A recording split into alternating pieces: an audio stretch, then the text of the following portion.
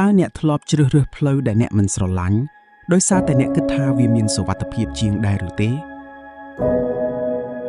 You can fail at what you don't want, so you might as well take a chance on doing what you love. អ្នកក៏អាចបរាជ័យលើអ្វីដែលអ្នកមិនស្រឡាញ់បានដែរដូច្នេះអ្នកគួរតែហ៊ានសាកល្បងធ្វើអ្វីដែលអ្នកស្រឡាញ់វិញ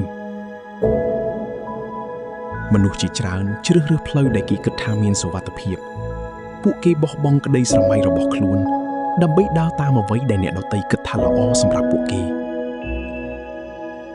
ប៉ុន្តែការពិតគឺគ្មានផ្លូវណាដែលធានាថាអ្នកនឹងជោគជ័យ 100% នោះទេអ្នកអាចបរាជ័យទោះបីជាអ្នកជ្រើសរើសផ្លូវដែលអ្នកមិនចូលចិត្តក៏ដោយ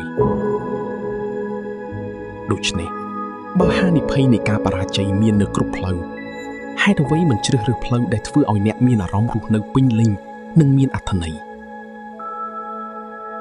ជីវិតខ្លីពេកក្នុងការចំណាយពេលភាគច្រើនរបស់អ្នកលើអ្វីដែលអ្នកមិនស្រឡាញ់ពេលខ្លះការសម្រេចចិត្តដ៏ក្លាហានបំផុតគឺការជឿជាក់លើបេះដូងរបស់ខ្លួនឯង